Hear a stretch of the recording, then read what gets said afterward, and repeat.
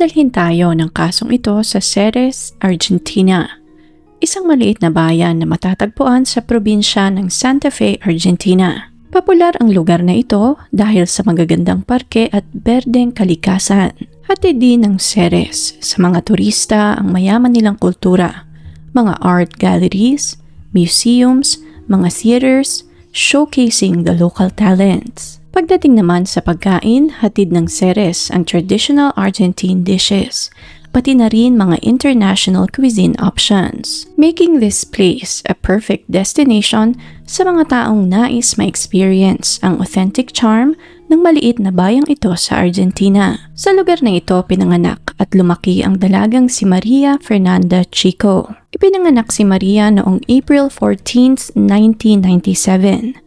Siya ang panganay sa 4 na anak ni Jose Chico, isang truck driver, at Sylvia Leonargos na nagtatrabaho sa Motor Vehicle Registration Office. Kilala si Maria bilang isang mabait at masayahing bata. Mahilig ito sa mga outdoor activities, ngunit ang paborito ng dalagita ay ang pagsiskating. Dahil may pagka-adventurous nga itong si Maria, in-enroll siya ng kanyang mga magulang sa Boy Scout, isang lokal na tsatro sa kanilang lugar. Sa grupong ito, nakilala ni Maria si Alina, na naging best friend ng dalaga ng maraming taon. Nang tumuntong ng 11 taong gulang, hindi na mapaghiwalay pa ang dalawa. Mabilis silang nag-click at simula noon ay parang magkapatid na ang turing nila sa isa't isa. Naging sandigan nila ang isa't isa, sabihan ng mga sikreto at mga pangarap sa buhay. Nang tumuntong ng 14, nakilala ni Maria ang binatang si Rodrigo Gomez. Sa unang pagkikita pa lamang ay nahulog na agad ang dalawa sa isa't isa.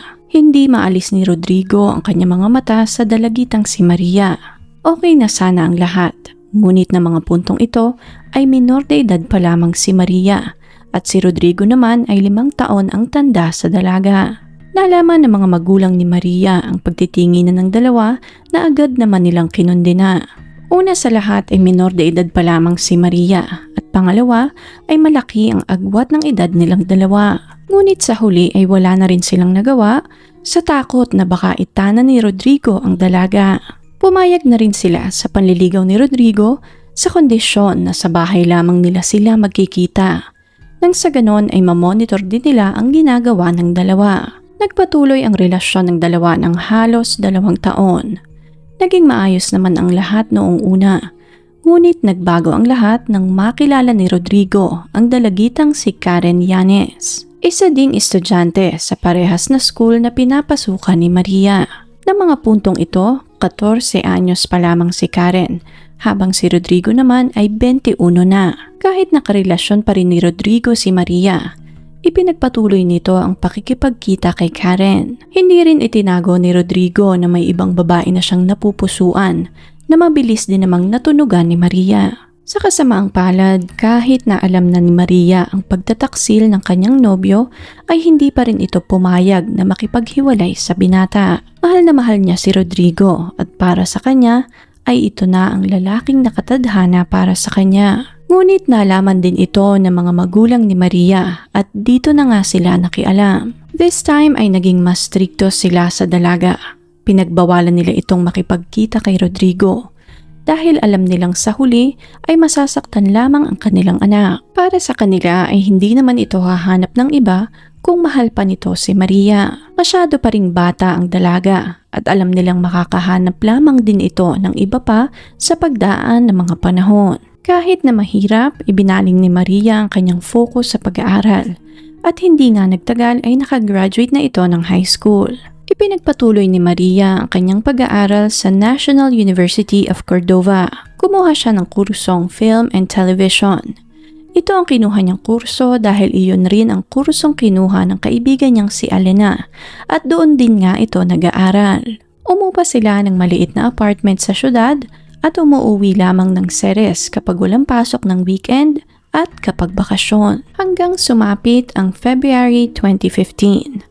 Nang puntong ito ay 18 taong gulang na si Maria. Malapit na ang bakasyon at excited si Mariang umuwi para sa selebrasyon ng Carnival na isang 4-day holiday sa kanilang bayan. Kasama si Elena, sabay na umuwi ang magkaibigan sa Ceres upang makita ang kanilang mga mahal sa buhay. February 14th, araw ng mga puso. Kinugol ni Maria ang kanyang araw upang pagsilbihan ang kanyang mga magulang at kapatid. Maaga itong gumising at naghanda ng kanilang agahan. Dahil miss na miss niya ang kanyang mga magulang at Valentine's Day din nga ng araw na iyon, ay binilhan niya rin ang mga ito ng bulaklak. Masayang masaya sina Jose at Sylvia dahil sa pinakitang iyon ng kanilang anak. Proud sila na mabuti itong bata at alam nila na malayo ang mararating ng kanilang anak. Ngunit sa kasamaang palad ay iyon na pala ang huling araw na makikita at makakasama nila itong buhay. Nang sumunod na araw, February 15th, sumakay si Maria ng bike at nagpaalam sa ina na lalabas ito upang makipagkita sa isang kaibigan. Normal lamang iyon na gawain ni Maria sa tuwing umuwi ito sa kanila, kaya't pinayagan kaagad siya ni Sylvia. Pinaalalahanan nito ang anak na umuwi bago magdilim dahil sabay-sabay silang maghahapunan. Ngunit lumalim na ng lumalim ang gabi ay hindi pa rin nakakauwi si Maria. Sinubukan nilang tawagan ang telepono nito ngunit hindi nila ito makontak. Tinawagan din nila ang best friend ng anak na si Alina ngunit sinabi nito na hindi naman sila nagkita ng araw na iyon. Sinubukan nilang mag-send ng text message sa number ni Maria ngunit hindi tumutuloy ang mga mensahe. Sinubukan din nilang tawagan ito sa WhatsApp. Ngunit hindi rin ito sumasagot. Nang puntong ito ay hindi na mapakali ang mag-asawa. May kung anong pakiramdam sina Jose at Sylvia na parang may nangyaring masama kay Maria. Dahil sa kawalan ng sagot, nagdesisyon ng mag-asawa na magsabi na sa kanilang mga kaanak upang humingi ng saklolo. Nagtipon-tipon sila upang hanapin si Maria sa mga lugar na pwede nitong puntahan. Nag-file din sila ng missing persons report. Habang hinahanap si Maria, nakita ni Sylvia ang isang pamilyar na mukha, si Karen Yanes. Naalala niya ang mukha ng dalaga dahil ito nga ang naging rason kung bakit naghiwalay ang anak niya at si Rodrigo, 2 taon na ang nakakalipas. Dahil sa desperasyon, natagpuan ni Sylvia ang sarili niya na kumakatok sa bahay ng dalagitang si Karen. Tinanong niya ito kung nakita ba nito ang anak niyang si Maria. Ngunit tumugon ito at sinabing hindi niya ito nakita ng araw na iyon. Hindi tumigil sa paghahanap ang pamilya ni Maria. Hinalughog nila ang bawat sulok ng Ceres, ngunit walang makapagsabi kung nasaan ang dalaga. Hanggang sumapit ang alas 8:30 ng umaga noong February 17th. 48 hours simula ng huling makitang buhay si Maria. Nakatanggap ng isang tip ang mga pulis mula sa manggagawa ng isang lumber company. Dali-dali silang nagtungo sa nasabing lugar at doon ay natagpuan nila ang katawan ng isang babae sa outdoor storage ng kumpanya. Nakatiwangwang ang katawan ng babae sa loob ng storage facility, katabi ng mga troso at natatakpan ang katawan nito ng bisikleta. Nagmatch ang suot at physical features ng babaeng ito sa deskripsyon na ibinigay sa kanila ng mga magulang ni Maria.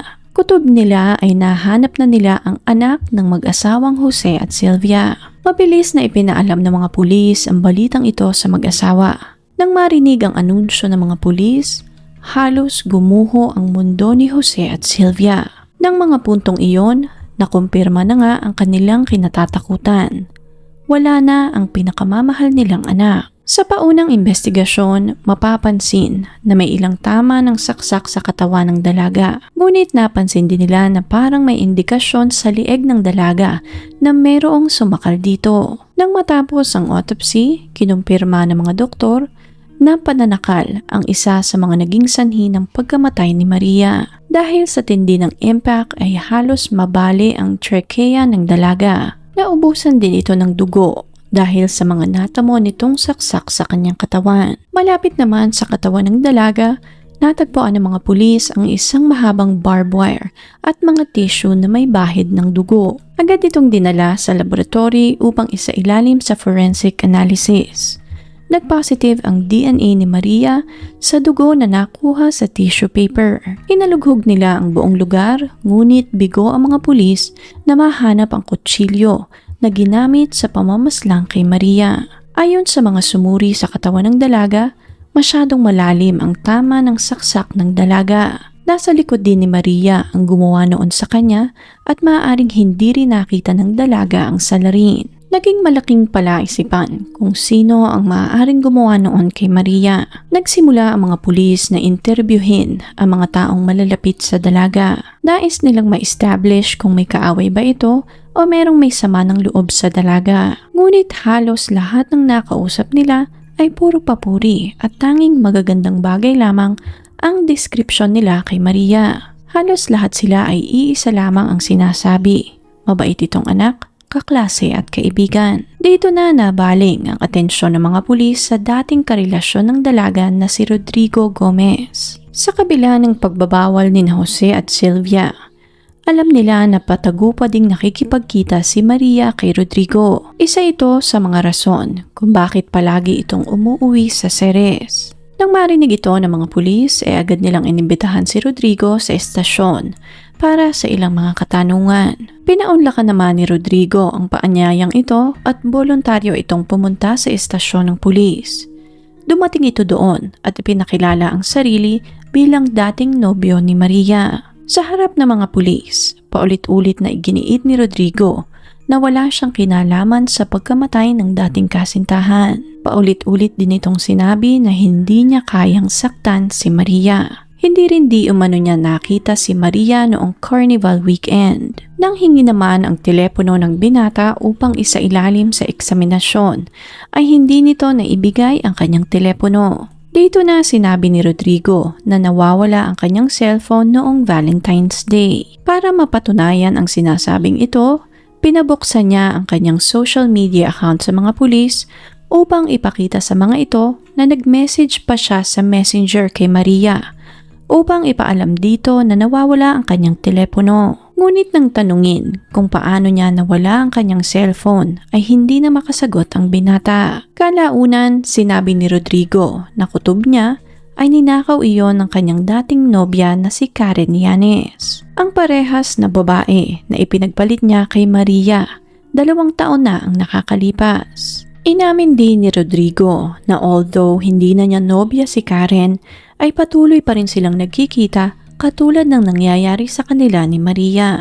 Dito na tinrack ng mga pulis ang phone records ni Maria ng araw na mawala ito. Base sa kanilang nakalap, Linggo noong February 15th, nakatanggap si Maria ng isang text message mula kay Rodrigo. Nakikipagkita ito sa lumber yard kung saan mismo nakita ang wala ng buhay na katawan ni Maria. 2 lamang ang ibig sabihin nito.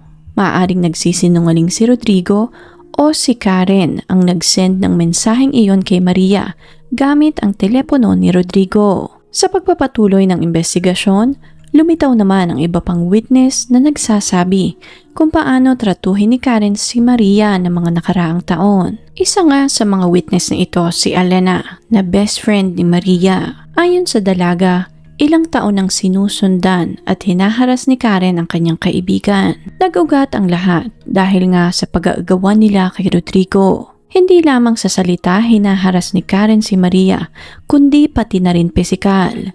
Ilang beses nitong kinorner si Maria at ipinahiya sa kanilang eskwelahan. Inanalyze din ng mga pulis ang social media account ng 2 dalaga at napansin nila na parang kinokopya ni Karen lahat ng mga post at galaw ni Maria. Mga lugar na pinuntahan nito, mga pagkain kinain nito, mga damit na isinuot ni Maria, filters na ginamit nito sa kanyang mga larawan, maging mga posing ay ginaya rin ni Karen. Sa mga post ni Karen, naging maliwanag sa mga pulis na parang na-obsess si Karen kay Maria at parang gusto nitong talunin si Maria sa bawat aspeto ng kanilang buhay. Na mas maganda siya dito, mas matalino, mas mayaman at mas mahal ni Rodrigo. Hindi lamang ito nangyayari sa social media, kundi pati na rin sa totoong buhay. Nang magpa-braces si Maria, nagulat ang lahat na ilang linggo lamang ay may braces na rin si Karen. Nagpahaba ng buhok si Maria and then nagpa-hair extension naman itong si Karen. Noong una ay binabaliwala lamang ito ni Maria. Ngunit nang sumobra na ang pangaharas nito sa kanya ay sumabog na din ang dalaga at nagkaroon ng pisikal na pag-aaway sa pagitan ng dalawa. Ilang linggo bago ang insidente, binanggit ni Elena sa mga pulis na nagkaroon pala ng pisikal na pag-aaway ang dalawa sa labas ng isang bar sa Ceres. Ngunit ang pinakamalalang pag-aaway ay naganap noong February 13th, 2 araw bago matagpo ang patay si Maria. Habang naglalakad sila sa kalsada, tinangkang banggain ni Karen si Maria.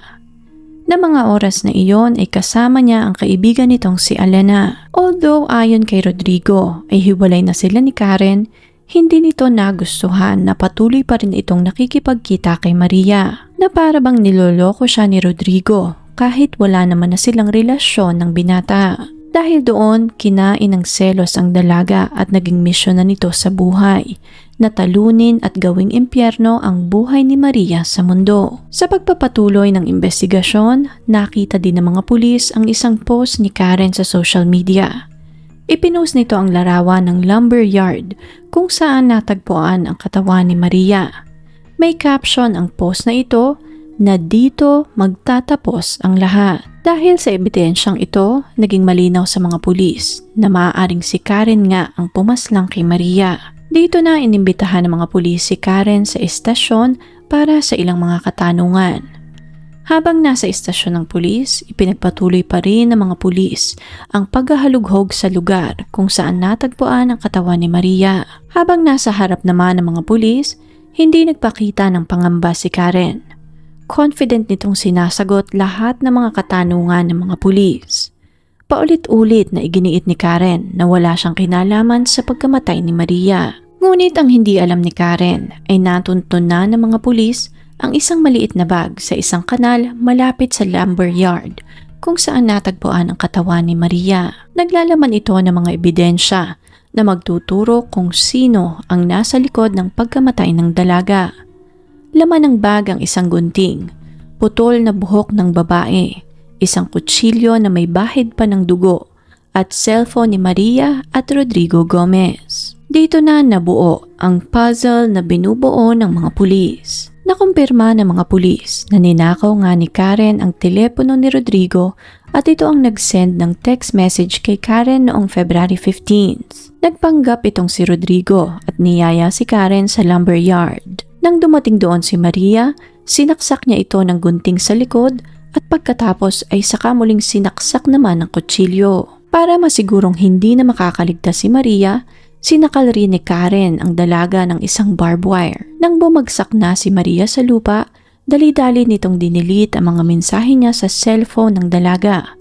Hinila niya ang katawan ni Maria sa bunton ng mga troso at saka ipinatong ang bike sa katawan ng dalaga. Para makumpleto ang kanyang paghihiganti, pinutol din ni Karen ang mahabang buhok ni Maria upang magsilbing trophy na sa wakas ay natalo na niya ang kanyang kaaway. Nang maisagawa ang lahat, dali-dali na itong umalis sa lugar.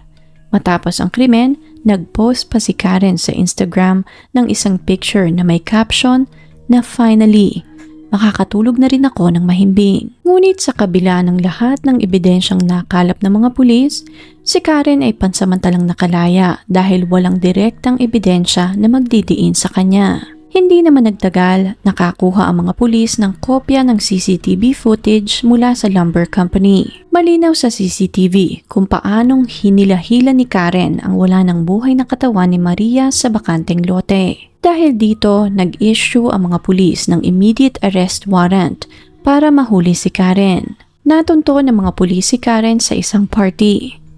Dahil minor de edad si Karen ng mga puntong iyon, inilagay siya sa isang juvenile detention habang naghihintay sa trial at nanatili siya doon ng 10 buwan. Ngunit sa hindi maipaliwanag na kadahilanan, pinayagan ng korte na pansamantalang makalaya si Karen noong December 23, 2015. Di umano ay para makasama nito ang kanyang pamilya ng Pasko. Ipinag-utos ng korte na bumalik ito ng juvenile detention ng January 16, 2016. Ngunit matapos ang bakasyong iyon, Nagulat ang lahat dahil binigyan din ng parehas na judge si Karen ng conditional freedom sa ilalim ng kondisyon na pupuntahan ni Karen ang kanyang weekly counseling sa kanyang psychiatrist. Hindi naman iyon nagustuhan ng pamilya ni Maria kaya't nagdemand sila ng eksplanasyon mula sa judge. Hindi lamang dahil pansamantalang makakalaya ang suspect, kundi pati date ng trial para sa kaso ay hindi pa rin nai-release, na para bang nababaliwala ang kaso ng kanilang anak. Ngunit walang naging tugon mula sa korte. Matapos ang ruling na ito ng judge, lumipat ang pamilya ni Karen sa Rosario, isang mas malaking syudad na malayo sa Ceres, kung saan walang nakakakilala sa kanila. Nag-enroll si Karen sa General San Martin Polytechnic Institute at kumuha ng kursong Optical Technology. Ngunit ang tangkang pagbabagong buhay ni Karen ay naudlot dahil may nakakilala sa kanya sa kanyang bagong eskwelahan. Nakita ng isang estudyante ang pangalan ni Karen sa admission slip, kaya't pinikturan niya ito at pinost sa social media. Sa post niyang iyon, inilahad ng dalaga kung ano ang totoong pagkatao ni Karen at tinawag niya itong mamamatay tao. Mabilis na nag-viral ang post na ito at kumalat sa buong institusyon. Nagbuo sila ng campaign upang mapatalsik si Karen sa eskwelahan. Para sa mga estudyante, biniguma ng justice system si Maria. Ang Court of Public Opinion ang magbibigay sa kanya ng hustisya. Dahil sa pangyayaring ito, napilitan si Karen na tumigil na sa pag-aaral at naging imposible na rin na maitago pa ang kanyang pagkakakilanlan. Ilang beses niya ring tinangkang palitan ang kanyang pangalan sa social media. Ngunit sa tuwing may makakakilala sa kanya, ay muling umaalingasaw ang baho ng kanyang nakaraan. Kahit ilang taon na ang nakakalipas matapos ang insidente, patuloy pa ring sinusundan si Karen ng anino ni Maria. Taong 2017, nagawang makapasok ni Karen sa University of Rosario para naman mag-aral ng medisina. Ngunit muli na namang naulit ang panghihiyang natamasa niya mula sa publiko. Sa kasamaang palad naman, nagpatuloy ang pag-delay ng korte sa hearing ng kaso ni Maria. Taong 2020 pa lamang muling nabuksan ang kaso at finally ay nasentensyahan si Karen Llanes ng 7 taong pagkakakulong dahil sa pagkakapaslang kay Maria. Nagkaroon naman ng eksplanasyon ng korte kung bakit napakababa ng parusang natanggap ni Karen. Ayon sa kanila, base sa batas ng Argentina, ang mga minor de edad ay hindi maaaring mabigyan ng severe punishment katulad ng isang tao na nasa tamang gulang. Instead, the punishment must be adjusted according to the legal provisions for attempted crimes rather than the actual crime. Para sa kasong ito ni Karen, dapat ang sentensya sa kanya ay hindi bababa ng 10 taon hanggang 15 taong pagkakakulong.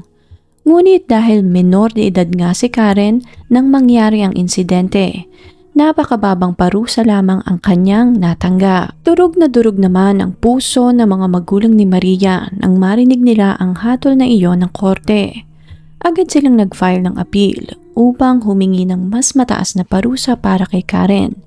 Ngunit sa kasamaang palad ay walang naging aksyon ang korte. Hindi naman nagtagal, na-approve ang request ng kampo ni Karen na makapasok sa Assisted Freedom Program na pinapatakbo ng direktor ng Provincial Juvenile Justice. Dahil dito, pinayagan si Karen na ipagpatuloy ang kanyang sentensya sa labas ng kulungan. Tuluyan ng nakalaya si Karen at isusupervise na lamang siya ng isang specialized team at magkakaroon lamang ito ng ilang mga restrictions. Nang sumapit ang February 12, 2021, dahil sa appeal na ifinal ng pamilya ni Maria, nadagdagan ang sentensya ni Karen from 7 years to 13 years. Ngunit dahil pasok na nga si Karen sa Assisted Freedom Program, hindi pa rin maaaring ikulong ang dalaga. Ipagpapatuloy lamang ng specialized team ang pagsusupervise sa dalaga ng mas matagal. Sobrang lungkot naman ang puso ng mga magulang ni Maria dahil parang ipinagkait ang hustisya sa kanila, lalong-lalo na sa kanilang anak na si Maria. Totoong nadagdagan ang sentensya ni Karen, ngunit anong silbi noon kung patuloy itong malaya at hindi nakakulong? Hanggang sa kasalukuyan ay inilalaban pa rin ng pamilya ng dalaga ang hustisya para kay Maria. At hanggang ngayon ay malaya pa rin si Karen. Alam kong talagang may mga batas na sumasakop sa mga kabataan na nalilihis ng landas. Ngunit hindi ba napakasakit na hindi mo makukuha ang hustisya dahil lamang minor de edad ang nakagawa ng krimen? Ngunit ano po sa inyong palagay? Tama lamang ba ang hatol ng korte kay Karen o nararapat lamang na makulong ito ng mas matagal bilang kabayaran sa kasalanang kanyang nagawa? Kung interesting po ang kasong ito para sa inyo, please leave a comment and share your thoughts sa comment section below. Please click on the subscribe button and notification bell as well para updated kayo sa mga susunod pang videos. Salamat po and see you on the next one.